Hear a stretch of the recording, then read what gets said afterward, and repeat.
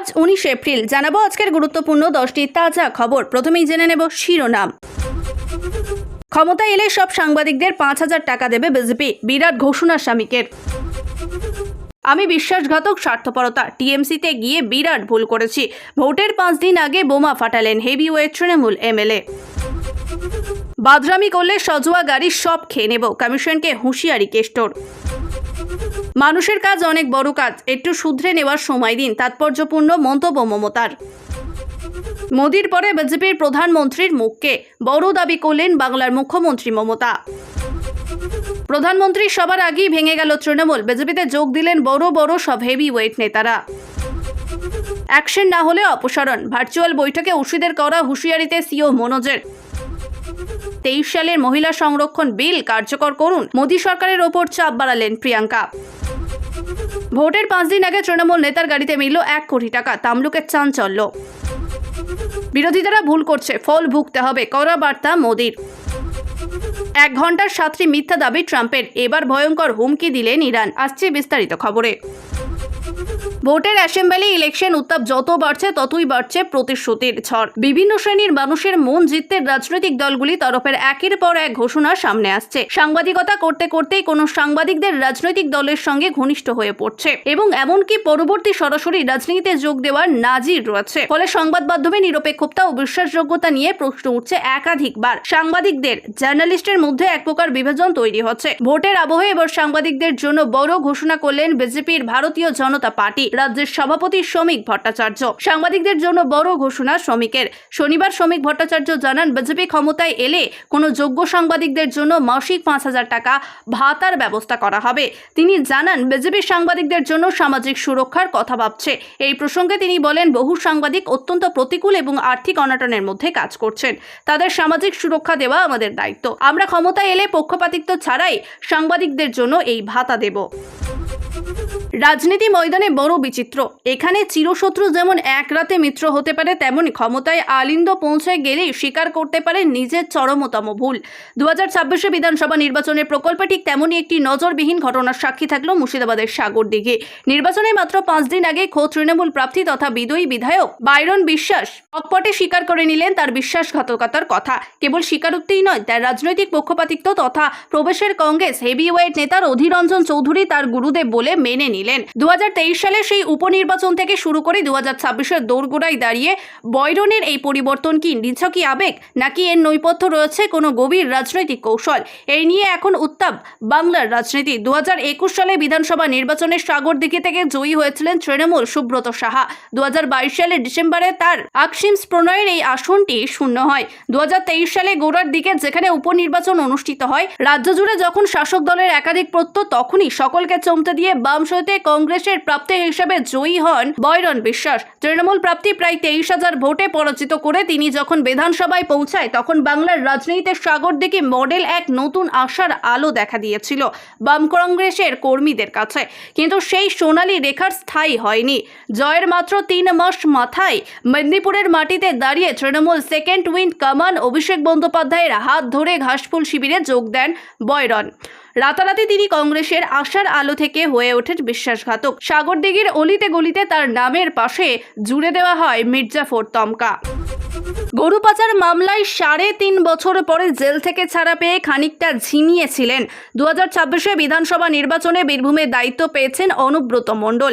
এবার ধীরে ধীরে মহিমায় ফিরে আসছেন কষ্টে। আগে বিরোধিতাদের গুড় বাতাসা দেওয়ার নিতান দিতেন, এবার সেনার সজোরে গাড়ি খেয়ে নেওয়ার হুঙ্কার দিলেন তিনি। শুক্রবার পূর্ব বর্ধমানে মঙ্গলকোট তৃণমূল প্রার্থী অপূর্ব চৌধুরীর সমর্থনে প্রচার করেন অনুব্রত। কাশিমনগর ফুটবলের মাঠে নির্বাচনী জনসভা বক্তব্য রাখেন। প্রচারের শেষে সাংবাদিকদের মুখোমুখি হয়ে কষ্টে বলেন, বাংলার রয়্যাল বেঙ্গল টাইগারের জায়গা, বেশি বাদরামি করলে সজোয়ার সব গাড়ি খেয়ে নেব। আমাকে রয়্যাল বেঙ্গল টাইগার বলতেই পারেন। এভাবেই নিজেকে রয়্যাল বেঙ্গল টাইগারের সঙ্গে তুলে নিয়ে টেনে কমিশনের বিরুদ্ধে গর্জে উঠলে বীরভূমের তৃণমূল নেতা।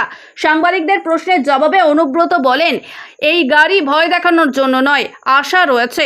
বাংলাকে নিন্দে করার জন্য নয়, আনা হয়েছে। সাংবাদিকরা তাকে বলেন, একটা গাড়ির জন্য আপনার মতো রয়্যাল বেঙ্গল টাইগার যথেষ্ট। পাল্টা অনুব্রত বলেন 100 বার রয়্যাল বেঙ্গল টাইগার বেঙ্গলে থাকে, এখান থেকে সবাই নিয়ে যায়। পশ্চিমবঙ্গে ভোটের নিঘণ্ট ঘোষণা হওয়ার পর থেকেই জাতীয় নির্বাচন কমিশনের দাবি করে আসছে তাদের প্রধান লক্ষ্য এবারে নির্বাচন শান্তিপূর্ণ এবং সুষ্ঠুভাবে আয়োজন করা হবে। সেই উদ্দেশ্যে কোনো খামতি রয়েছে না কমিশন থেকে।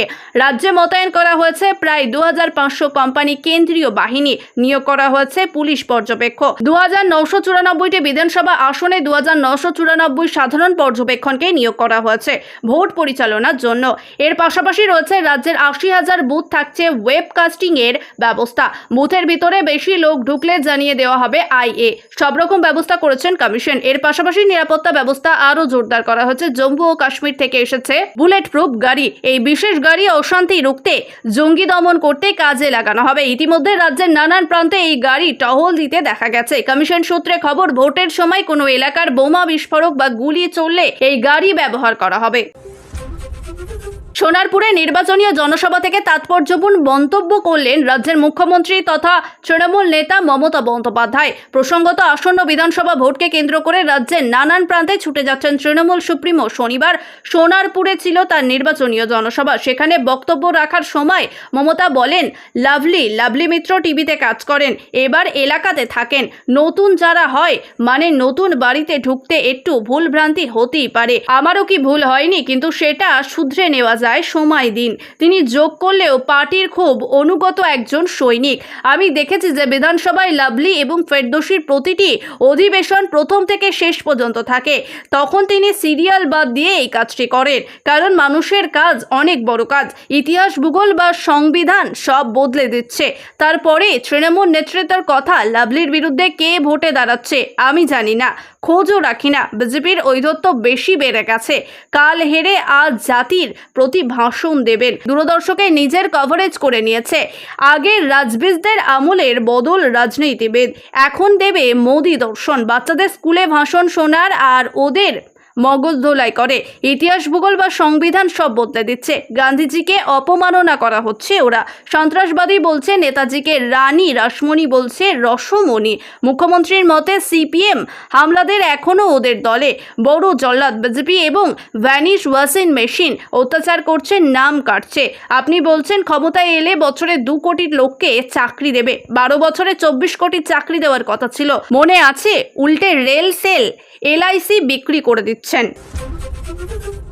রাজনীতিতে ময়দানে মমতা বন্দ্যোপাধ্যায় মানেই নিত্য নতুন চমক। এবার সরাসরি বিজেপির অন্দরে গোষ্ঠী দ্বন্দ্ব এবং পরবর্তীতে প্রধানমন্ত্রীর পদ নিয়ে মুখ খুললেন, শোরগোল ফেলে দিলেন তৃণমূল নেতৃত্ব। ভারতের মমতাই দাবি করেছেন নরেন্দ্র মোদীর পর বিজেপিতে প্রধানমন্ত্রীর পদে অন্যতম দাবিদার এবং মোদী শাহের চিন্তার কারণ হয়ে উঠেছে উত্তরপ্রদেশের মুখ্যমন্ত্রী যোগী আদিত্যনাথ।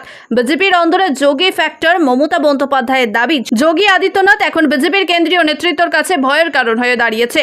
তিনি বলেন, ওরা যোগী ফ্যাক্টর নিয়ে বেজায় চিন্তিত। যোগীকে ভয় পায় বলেই এখন তাকে টাইম দিতে উত্তরপ্রদেশকে টুকরো টুকরো করে ছক চলছে।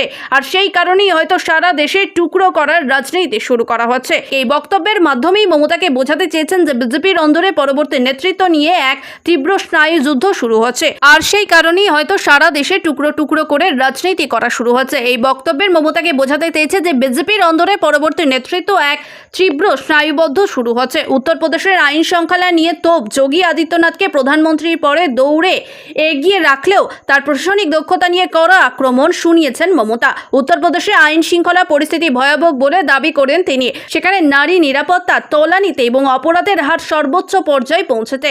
তিনি স্পষ্ট করে দেন, যোগী এবং বিজেপির কোনো নেতার সঙ্গে তার সুসম্পর্ক নেই। সূত্র মারফতেই তিনি এই অভ্যন্তরীয় খবর পেয়েছেন। ভোটের পারদ চড়ছে রাজ্য জুড়ে। লাল মাটির জেলা পুরুলিয়ায় তার ব্যতিক্রম নয়। আর সেই উত্তাপের মাঝেই জেলার শাসক দল তৃণমূল কংগ্রেসের বড় ভাঙন ধরিয়ে দিল গেরুয়া শিবির। প্রধানমন্ত্রী নরেন্দ্র মোদী আসন্ন জনসভায় ঠিক আগেই তৃণমূল ছেড়ে বিজেপিতে যোগ দিলেন জেলার একাধিক হেভিওয়েট নেতা ও প্রাক্তন পদাধিকাররা। এই দলবদল জেলার রাজনৈতিক সমীকরণে বড়সড় পরিবর্তন আনতে বলে মনে করা হচ্ছেন ওয়াকিবহল রয়েছেন মহল। তারা ছাড়লেন শাসক দল। শনিবার পুরুলিয়ার বিজেপির সংসদ কার্যালয়ের একটি বর্ণাঢ্য অনুষ্ঠান মাধ্যমে তৃণমূল তৃণমূল একঝাঁক অভিজ্ঞতা নেতা বিজেপির পতাকা হাতে তুলে নেন। এই তালিকায় রয়েছেন হলধর মাহাতো, পুরুলিয়া জেলার পরিষদ প্রাক্তন কর্মক্ষ; অমর মাহাতো, রঘুনাথপুর ব্লকের প্রাক্তন তৃণমূল ব্লক সভাপতি; ইপতি রজওয়ার, তৃণমূল কংগ্রেসের প্রাক্তন বিদ্যুৎ পর্ষদ ইউনিয়নের সহ সভাপতি; রাজেশ মাহাতো, তৃণমূল সক্রিয় নেতা, পুরুলিয়া লোকসভা কেন্দ্রীয় বিজেপি প্রার্থী তথা সংসদ; তিষ্ময় সিং মাহাতো এবং জেলা বিজেপি সভাপতি শঙ্কর মাহাতো নবাগতদের হাতে দলীয় পতাকা তুলে দিয়ে তাদের স্বাগত জানান। বিস্ফোরক হলধর মাহাতো বিজেপির যোগ দেওয়ার পরেই শাসক দলদের বিরুদ্ধে তীব্র ক্ষোভ উগরে দেন দল ত্যাগ নেতারা। জেলা পরিষদের প্রাক্তন কর্মক্ষ হলধর মাহাতো সরাসরি আক্রমণ শুনিয়ে বলেন, তৃণমূল কংগ্রেসের আরও এক রাজনৈতিক দল নেই, এটি একটি কোম্পানিতে পরিণত হচ্ছে, যেখানে কাজ করা কর্মীদের কোনো সম্মান বা গুরুত্ব নেই। সাধারণ মানুষের স্বার্থে কাজ করতে গেলে এক দল থেকে তা সম্ভব নয়। ভোটের দিনে অশান্তি কোনোভাবেই বরদাস্ত নয়। ভার্চুয়াল বৈঠকে সেই কথা আরও একবার মনে করিয়ে দিলেন রাজ্যের মুখ্য নির্বাচন অধিকারক মনোজ কুমার আগরওয়াল। ভোটের ওয়েস্ট বেঙ্গল অ্যাসেম্বলি ইলেকশন দিন কোনো রকমের অগ্রগতিকর ঘটনা ঘটলে সঙ্গে সঙ্গে অ্যাকশন নিতে হবে। পরিস্থিতি নিয়ন্ত্রণের ক্ষেত্রে কোনো রকম গাফিলতি হলেই ওসিদের সাসপেন্ড করা হতে পারে বলে সতর্কতা করে দেন নির্বাচন কমিশন। সিও মনোজ জানান, ভোটের দিন কোনো এলাকার কোনো সন্ত্রাস, অস্ত্র, বোমাগুলি উদ্ধার হলে সংশ্লিষ্ট থানার ওসিদের ব্যবস্থা নিতে হবে, তা না হলে কড়া পদক্ষেপ করবে কমিশন। এছাড়াও গত ভোটের অশান্তিতে যাদের বিরুদ্ধে অভিযোগ তুলেছে তাদের এখনো পর্যন্ত কেন গ্রেপ্তার করা হয়নি সেই নিয়ে প্রশ্ন তোলেন মুখ্য নির্বাচন অধিকারকরা। জেলায় জেলায় দাগী অপরাধীদের চিহ্নিত করতে নির্দেশ দেন তিনি। যাদের বিরুদ্ধে আগে হিংসার মামলা রয়েছে তাদের যেন নতুন করে অশান্তি ছড়াতে না পারে সেদিকে নজর রাখতে বলা হয়েছে। অবাধ ও সুষ্ঠু ভোটের করাতে নির্বাচন কমিশন। আগামী 23 এপ্রিল রাজ্যের প্রথম দফার ভোট, হাতে মাত্র 5 দিন। আর এই পুলিশ ঘাঁটিকে পাঠ দিতে ভার্চুয়াল বৈঠক করেন কমিশন। শনিবার 16 জেলায় এসিপি সিপিদের নিয়ে ভার্চুয়াল বৈঠক রাজ্যের মুখ্য নির্বাচন কমিশন মনোজ কুমার আগরওয়াল বলেন, ভোটের অশান্তির এড়াতে গুরুত্বপূর্ণ ভূমিকা পালন করতে হবে পুলিশকে। প্রসঙ্গত, প্রথম দফায় ভোটে 40,000-এর বেশি রাজ্য পুলিশকে নজরদারি চালানোর দায়িত্ব দিয়েছেন কমিশন। সূত্রে খবর, শান্তিপূর্ণ ভোট করতে প্রতিটি বুথেই কড়া নজর রাখা হবে কমিশনের সিসি ক্যামেরায়। কিন্তু ভোটের দিন কিভাবে ভূমিকা নেবে পুলিশ, আসন ধীরে ধীরে সেই নির্দেশে বাতিল দিতেই আজকের বৈঠক। কমিশনে ভার্চুয়াল বৈঠকে উপস্থিত ছিলেন সংশ্লিষ্ট পুলিশ জেলার এসিপি সিপিরা, উপস্থিত ছিলেন কমিশন নিযুক্ত পুলিশ অবজারভাররাও। মহিলা সংরক্ষণ বিলের আড়ালে লোকসভার আসন্ন বাড়ানো ষড়যন্ত্র করেছেন কেন্দ্র, যা আটকানো সম্ভব হয়েছে বলে সাংবাদিকদের বৈঠক করে দাবি করলেন কংগ্রেসের নেত্রী প্রিয়াঙ্কা গান্ধী। তিনি আরও বলেন, প্রথম ধাক্কা খেয়েছে এনডিএ সরকার, সেই কারণে এই দিনটি কালো দিন বলে ব্যাখ্যা করেছেন তিনি। এদিন প্রিয়াঙ্কা সরকারকে চ্যালেঞ্জ করেন, 2023 সালে মহিলা সংরক্ষণ সংক্রান্ত যে বিলটি সর্বসম্মত পাশ করা হয়েছে সেটি সোমবার অবিলম্বে কার্যকর করা হোক। আমরা সবাই সমর্থন করছি। সংসদের সাংবিধানিক সংশোধনকারীদের সংসদীয় বিল এবং ভোটাভুটিকে সম্মিলিত বিরোধিতা জোটের বিরুদ্ধে পরাজিত হয়েছে নরেন্দ্র মোদীর সরকার। 12 বছরে প্রথমবার এই ধাক্কা খেল এনডিএ জোট। একে বিরাট জয় করে প্রচারে নেমেছে বিরোধিতা ইন্ডিয়া শিবির। শনিবার পরবর্তী রণকৌশল নিয়ে বৈঠকে এসেছেন তারা। বৈঠকের পর প্রিয়াঙ্কা গান্ধী বলেন, গতকালের ঘটনা গণতন্ত্রের বড় জয়। গণতন্ত্রের দুর্বল করতে ষড়যন্ত্র করেছিলেন সরকার, গোটা সেটা আটকানো গেছে। সেটা আটকানো গেছে। বিরোধিতারা একতরফা জয় হয়েছে। ক্ষমতায় থাকার অন্য ষড়যন্ত্র করেছেন, মহিলাদের ব্যবহার করেছেন, কিন্তু মহিলাদের মহিষা হওয়া এত সহজ নয়। বিরোধিতাদের একজোট হলে কিভাবে বিজেপির শাসিত এনডিএকে হারানো যায় তা গোটা দেশ দেখলো। বর্তমান কলকাতার সংবাদ এখানেই শেষ হলো। দেখার জন্য অসংখ্য ধন্যবাদ। লাইক, শেয়ার করে সাবস্ক্রাইব করে পাশে থাকুন। দেখা হবে পরের ভিডিওতে বর্তমান কলকাতার সংবাদের সঙ্গে।